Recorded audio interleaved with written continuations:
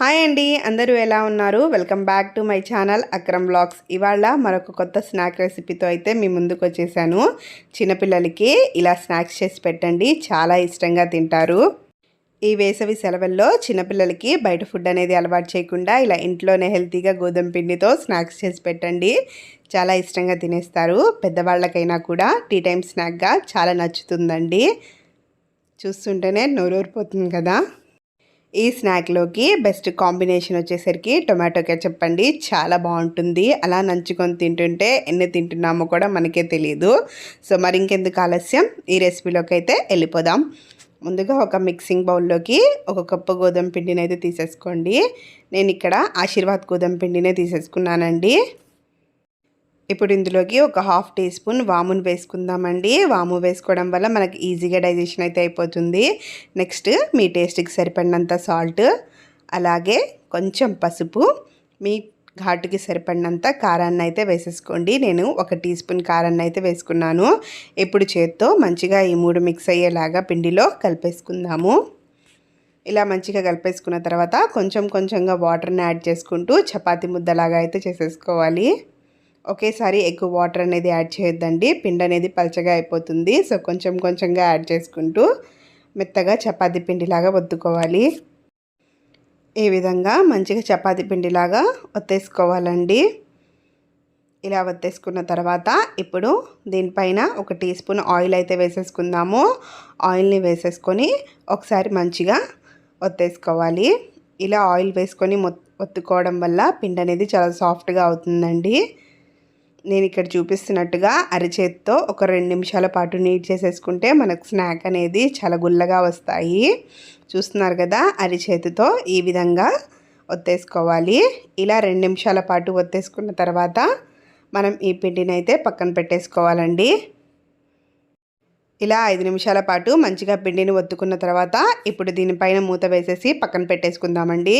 Next అయితే stove on చేసేసుకొని ఒక మందపాటి కడాయిని పెట్టేసుకోండి. కడాయి మంచిగా వేడైన తర్వాత 1.5 టేబుల్ స్పూన్ ఆయిల్ని అయితే వేసేసుకోండి.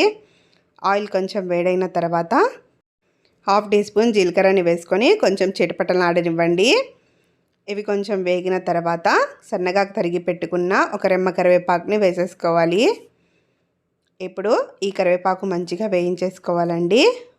1/2 నిమిషం పాటు కరివేపాకుని వేయించుకున్న తర్వాత 2 పచ్చిమిర్చిని సన్నగా కట్ చేసేసి ఈ విధంగా వేసేసుకోవాలి. పచ్చిమిర్చి కూడా మంచిగా వేగిన తర్వాత సన్నగా తరిగి పెట్టుకున్న ఉల్లిపాయలను అయితే వేసుకోవాలండి. ఇవి వచ్చేసరికి 2 మీడియం సైజు ఉల్లిపాయలని క్యూబ్ షేప్లో అయితే కట్ చేసుకున్నాను. ఇప్పుడు వీటిని కొంచెం ట్రాన్స్పరెంట్ అయ్యేంత వరకు వేయించేసుకుందాము. ఇలా ఉల్లిపాయలు మనకి ట్రాన్స్పరెంట్గా అయిన తర్వాత మనమైతే అల్లం వెల్లుల్లి పేస్ట్ని వేసుకుందామండి. నేను ఇక్కడ హాఫ్ టేబుల్ స్పూన్ అల్లం వెల్లుల్లి పేస్ట్ని వేసుకుంటున్నాను. అల్లం వెల్లుల్లి పేస్ట్లోని పచ్చివాసన మొత్తం పోయేంత వరకు మంచిగా వేయించేసుకోవాలి. ఇప్పుడు మన అల్లం వెల్లుల్లి పేస్ట్ కూడా మంచిగా వేగిపోయిందండి, చూస్తున్నారు కదా. ఇప్పుడు ఇందులోకి మీ టేస్ట్కి సరిపడినంత సాల్ట్, అలాగే కొంచెం పసుపు వేసేసుకోండి. దీన్ని మంచిగా మిక్స్ చేసేసుకోవాలి. ఇప్పుడు ఇలా మిక్స్ చేసేసుకున్న తర్వాత ముందుగా బాయిల్ చేసి పెట్టుకున్న ఒక మీడియం సైజ్ బంగాళదుంపను అయితే వేసేసుకోండి. ఇది ఆప్షనల్ అండి, మీకు ఇష్టమైతే వేసుకోవచ్చు, లేకపోతే లేదు. వేస్తే టేస్ట్ బాగుంటుంది. ఇప్పుడు మనం మసాలాలు అయితే యాడ్ చేసుకుందామండి.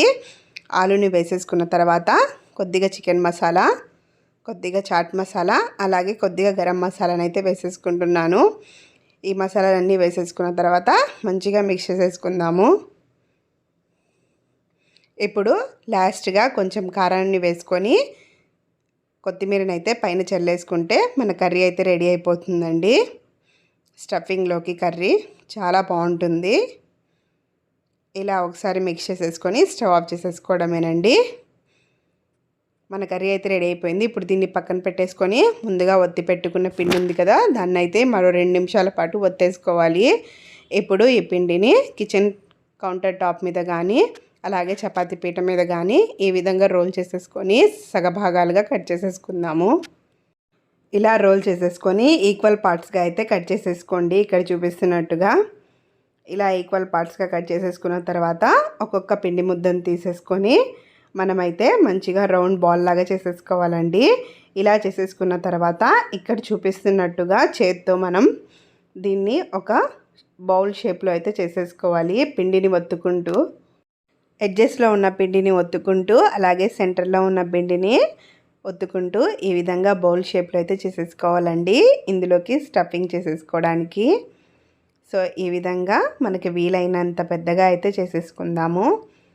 చూస్తున్నారు కదా, నాకైతే మంచిగా కటోరీ అయితే తయారైపోయింది. ఇప్పుడు ఇందులోకి 1 టేబుల్ స్పూన్ మనం ముందుగా చేసి పెట్టుకున్న ఆలు మసాలాను అయితే స్టఫ్ చేసేసుకుందాము. ఇలా స్టఫ్ చేసేసుకున్న తర్వాత ఇక్కడ చూస్తున్నారు కదా, ఈ విధంగా సైడ్స్ని అయితే మనం ప్రెస్ చేసేసుకుంటూ లోపలికి స్టఫింగ్ని ఈ విధంగా మడుచుకోవాలి. ఇలా స్టఫింగ్ని నెట్టుకుంటూ లోపలికి సైడ్స్ మొత్తాన్ని ఈ విధంగా మడిచేసుకొని ఈ విధంగా పోట్లీ చేసేసుకోవాలండి. ఇప్పుడు అరచేతిలో పెట్టుకొని ఈ విధంగా ఫింగర్స్తో ఒత్తేసుకుంటే మన స్నాక్ అయితే రెడీ అయిపోయింది. చూస్తున్నారు కదా, రౌండ్ షేప్లో చేసేసుకుంటే చూడటానికి చాలా బాగుంటుందండి. ఇదే ప్రాసెస్లో మిగతా వాటిని కూడా చేసేసుకున్నానండి. చూస్తున్నారు కదా, నాకైతే 7 స్నాక్స్ అయితే వచ్చేసాయి. ఇప్పుడు స్టవ్ ఆన్ చేసేసుకొని మందపాటి కడాయి పెట్టేసుకోండి. కడాయిలోకి మనకి షాలో ఫ్రైకి సరిపడినంత ఆయిల్ అయితే వేసేసుకోండి. షాలో ఫ్రైకి సరిపడినంత ఆయిల్ అయితే కరెక్ట్గా ఉంటుందండి. సో ఇలా జస్ట్ స్నాక్ మునిగేలాగా ఉంటే సరిపోతుంది మనకి ఆయిల్. సో ఇలా ఆయిల్లోకి అన్నిటినీ వేసేసుకున్న తర్వాత ఇప్పుడు మీడియం ఫ్లేమ్లో పెట్టేసుకొని మంచిగా వేయించేసుకోవాలండి. ఈ స్నాక్స్కి మనకి ఫ్లేమ్ అనేది లో టు మీడియం ఫ్లేమ్లోనే ఉండాలండి. హైలో పెట్టి వేయించుకుంటే లోపల పచ్చిగా ఉంటుంది. సో కాబట్టి మీడియం ఫ్లేమ్లో పెట్టేసుకొని మంచి కలర్ వచ్చేంత వరకు వేయించేసుకోవాలండి. ఒక సైడ్ అయితే మనకి మంచి కలర్ వచ్చేస్తుంది. సో నేనైతే రెండో సైడ్కి మంచిగా ఫ్లిప్ చేసేసుకుంటున్నాను. ఇలా మంచిగా కలర్ వచ్చేసిన తర్వాత ఇప్పుడైతే మనం వీటిని పక్కకి తీసేసుకోవచ్చండి. 2 సైడ్స్ కూడా మంచి కలర్ వచ్చేసింది మనకి. ఇప్పుడు వీటిని పక్కకు తీసేసుకుందాము. ఇదే విధంగా మిగతా వాటిని కూడా మంచిగా షాలో ఫ్రై చేసేసుకొని సర్వింగ్ ప్లేట్లోకి తీసేసుకోవడమేనండి. వేడివేడిగా స్నాక్ ఐటమ్ని మనమైతే సర్వింగ్ ప్లేట్లోకి తీసేసుకున్నాం కదా. చూస్తున్నారు కదా ఎంత బాగున్నాయో. ఇప్పుడైతే మీకు లోపల స్టఫింగ్ ఎలా ఉందో కట్ చేసి చూపిస్తానండి. చాలా బాగుంటాయండి ఈ స్నాక్ ఐటమ్ అయితే. మరి ఇంకెందుకు ఆలస్యం, మీకు కూడా ఈ స్నాక్ ఐటమ్ నచ్చినట్టయితే మీ ఇంట్లో ఈ రెసిపీని ట్రై చేసి ఎలా వచ్చిందో నాకు కామెంట్ సెక్షన్లో అయితే చెప్పేయండి. బయట నుంచి క్రిస్పీగా లోపల నుంచి సాఫ్ట్గా చాలా బాగుంటాయి. వీటిని టొమాటో కెచప్లో నంచుకొని తింటుంటే చాలా బాగుంటాయండి. మరి ఈ రెసిపీ కనుక మీకు నచ్చినట్టయితే లైక్, షేర్ అండ్ సబ్స్క్రైబ్ అండి. Thanks for watching. బాయ్.